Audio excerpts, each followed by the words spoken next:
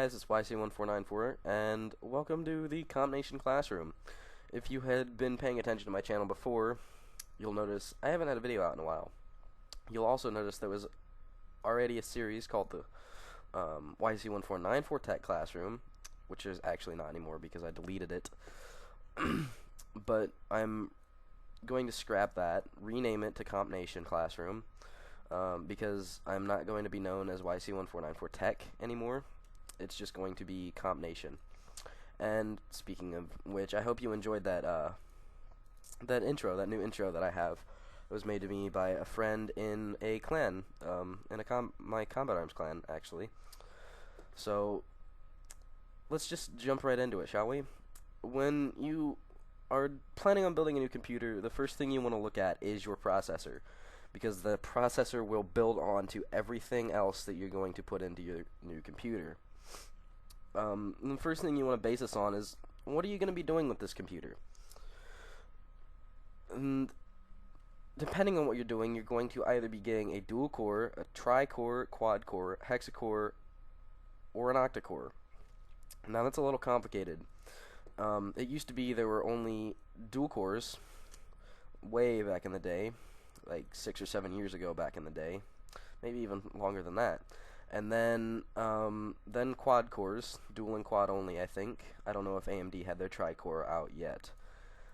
Speaking of tri-cores, AMD is the only processor company to have a triple core processor on the market right now. And I don't think Intel's going to be doing so anytime soon.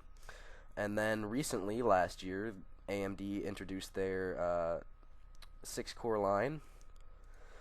And now, just this month, AMD released their 8-core processors, which is the Octa.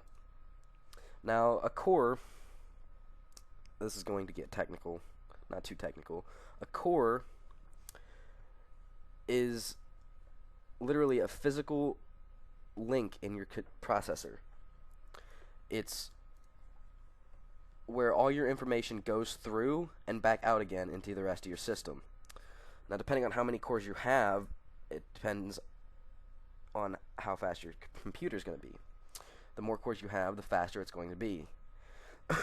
But the more cores you have, the more the price tag is going to go up. But it all really comes down to what exactly you're going to be doing with your computer. Now, if you're going to be gaming, you want a mid-end to this price range will count towards how powerful it is too. Let's just do this.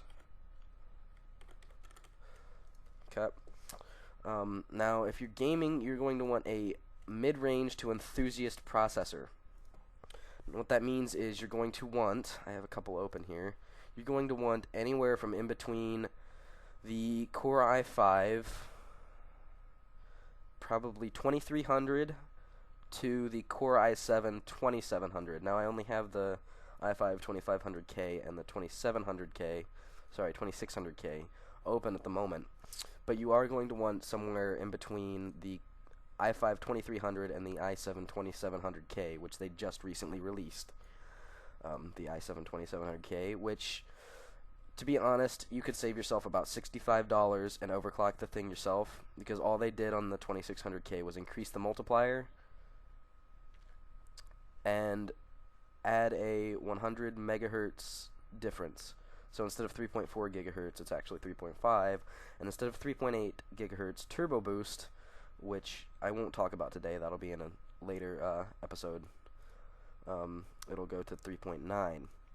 And if you're going the AMD way, I would recommend anywhere from the AMD Phenom 2 X4955 Black Edition to the probably FX 8120 Zambezi core. They're one of their new 8 cores. So that's what I would recommend.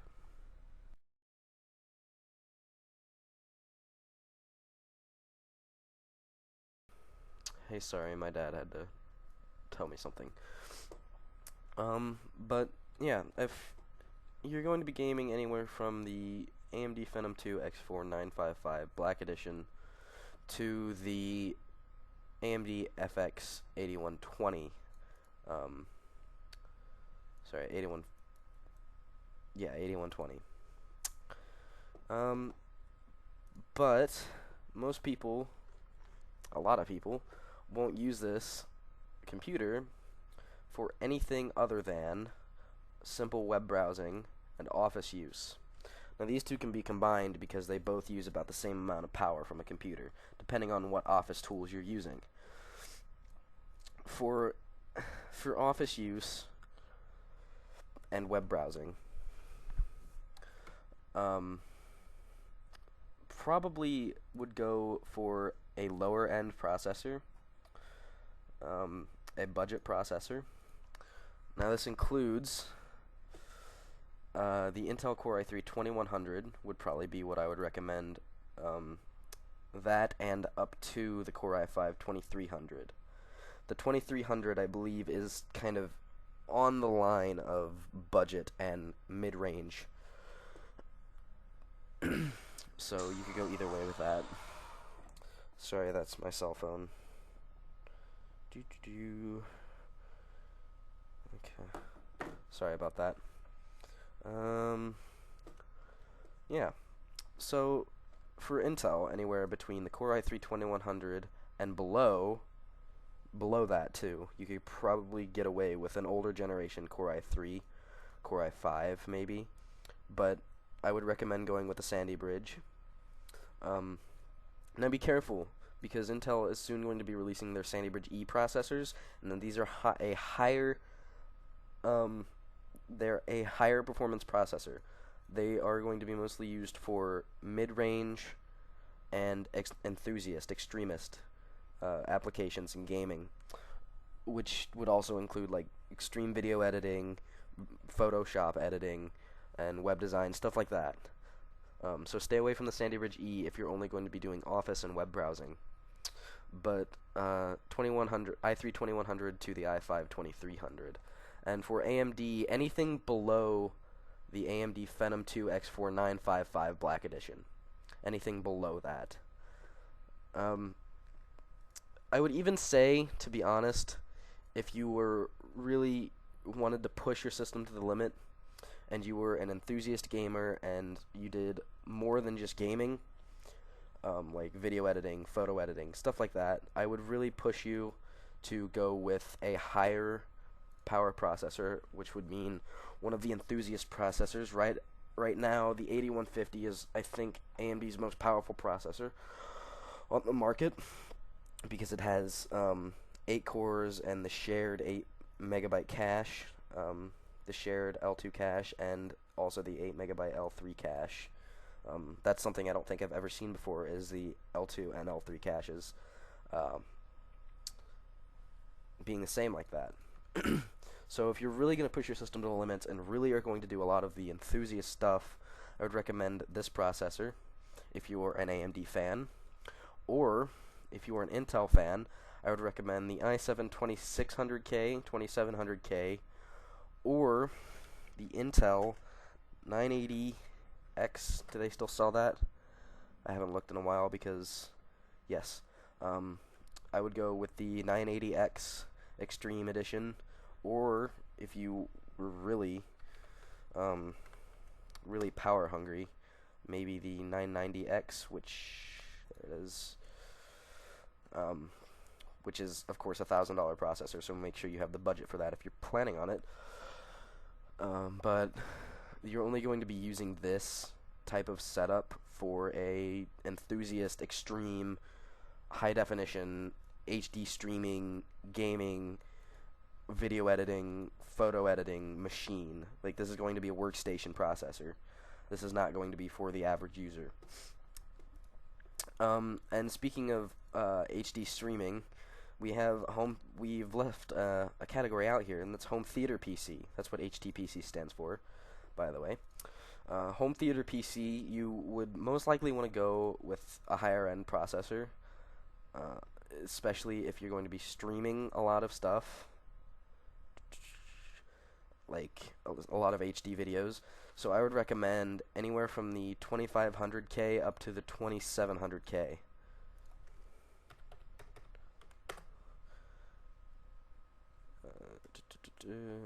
See, Anywhere from the i5 2500K to the i7 2700K for a Blu-ray HD home theater PC.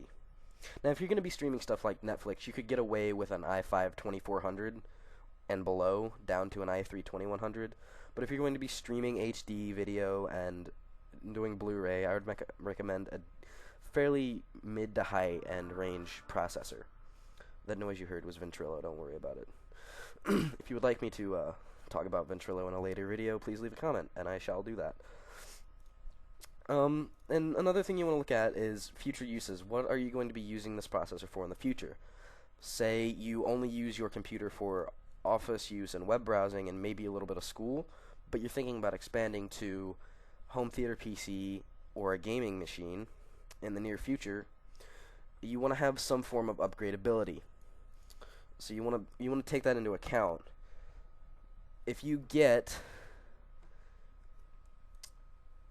a processor, an older generation Sandy Bridge processor, because you only use your computer for schoolwork and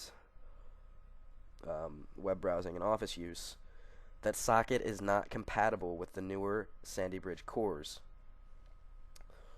So that's what I'm talking about, upgradability.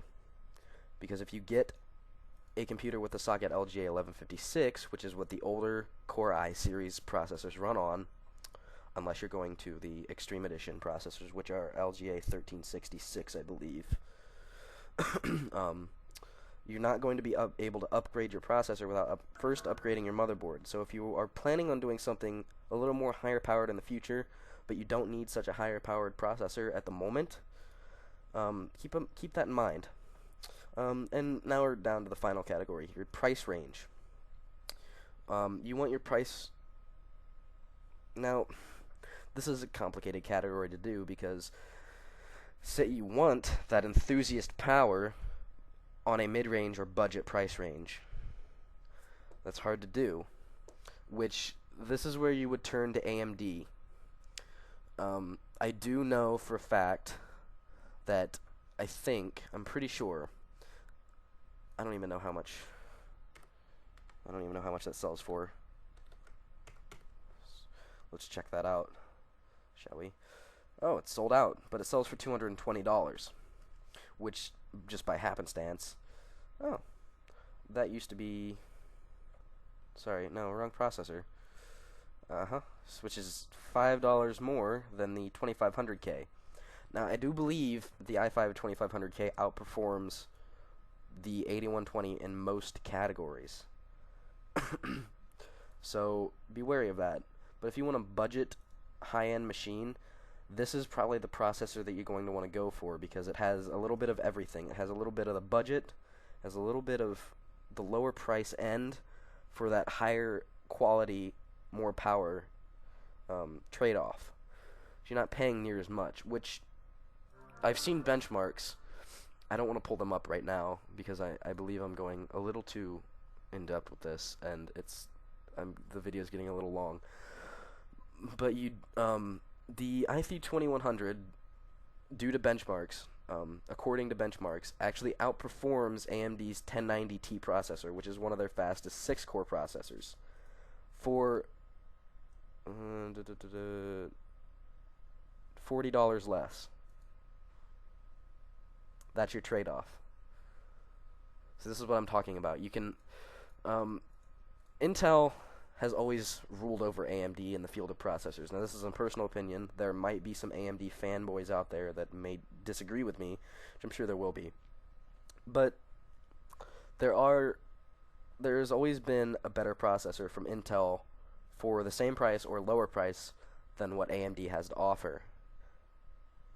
So, I don't know what you want to do. It's your decision ultimately, but I would recommend always going with Intel, because they have the better price to performance ratio at the moment with their Sandy Bridge processors. And I don't know what Ivy Bridge is going to be out, and that's going to be the 3rd generation of Core i processors, I believe. This is the 2nd generation, the Sandy Bridge. I don't know what Ivy Bridge is going to be like. I don't know what their price range is going to be like. But I can almost guarantee that they're going to win out against AMD almost every time. So ultimately, it's up to you. I don't really have much else to say. This video was kind of long. I'll try to Um, Processor is usually one of the more complicated components in a computer because it depends on so many variables. Once you get the processor out of the way, all the other components sort of fall into line and are a lot easier to pick up on and choose. So, really, if you take everything into account that I've said in this video, you'll be able to pick a processor that is A, within your price range, B, will do everything that you want it to do and possibly more, and C, will be future-proofed. Essentially, maybe you might be able to future-proof your processor, because future-proofing your processor is the first step to future-proofing the rest of your system. If you can get a processor that's right in the middle, you'll be fine. Right in the middle of all these categories, you will be absolutely A-okay.